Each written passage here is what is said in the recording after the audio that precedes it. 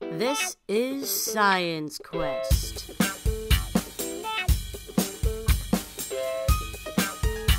With your host, Jed Allen Freels.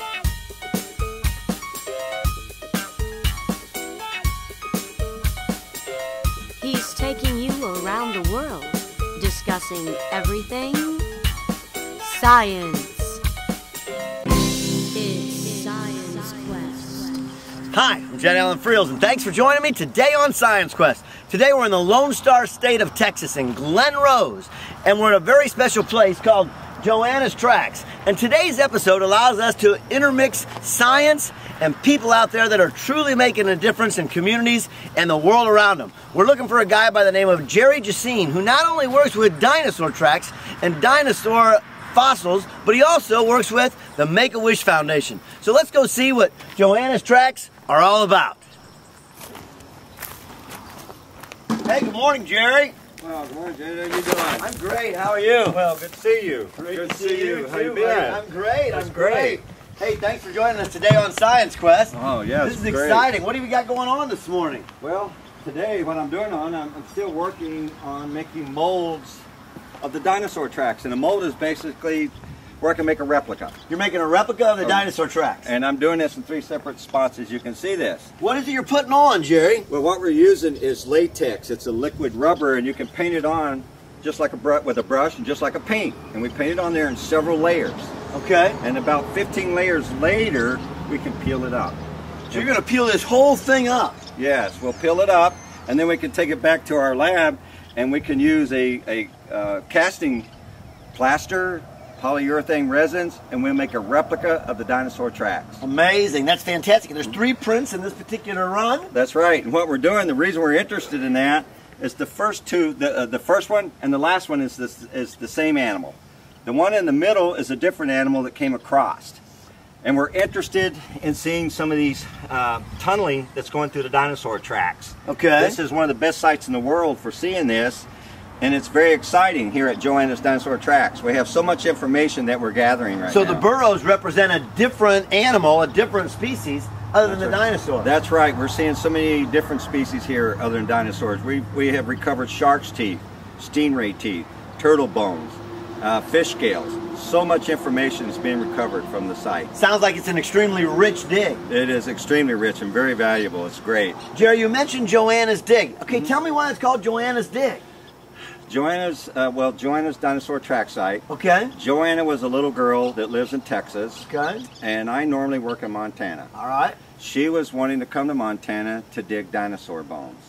And what was really interesting, Joanna had filled on her wish list that she wanted to dig in the Hill Creek Formation.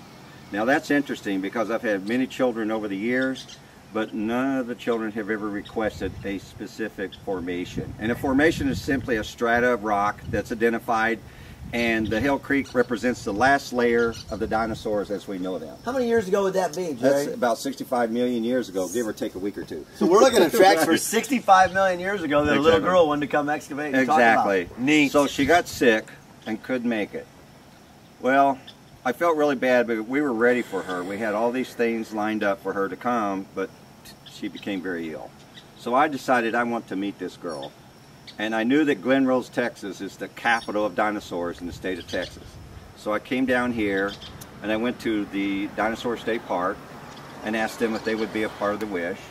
I went to Fossil Rim Wildlife Center, Dinosaur World, and the city of Glen Rose. They just came on board and they actually kind of took the wish over from me. Fantastic. But then, staying here at the Comfort Inn, I stayed here because of the rocks, outcrops on both sides, and I wanted to come back here and look. Well, when I came back here, the weeds were so high at one time, they were almost as high as my head. You couldn't really see this area. And I walked down here and saw the stream and came down and noticed there were about 9 dinosaur tracks that were exposed. Not in great shape, but I could recognize what was there. And from there, this is where we're at today. We've now excavated a site that's about 20 by 50 feet. We have 43 tracks in this site. 43 tracks. 43 tracks, 3 different animals, and all these other animals that we're finding, the various fossils. That's fantastic. So along with the Make-A-Wish Foundation, you've been able to open this site up not only for Joanna, but for lots of other kids also. Right. We are going to, my vision for this is I'd like to leave it as a hands-on opportunity for the public. Great. To come down and work with us, and we will show them how we excavate this site, and if they find something, they get the credit for it. We're going to put their initials on a field number that goes into the archives of a visitor center that we hope to have. So right now, as many places, there's always the funding issue. Sure. And that's what we're trying to do right now, is get the funding, receive the funding.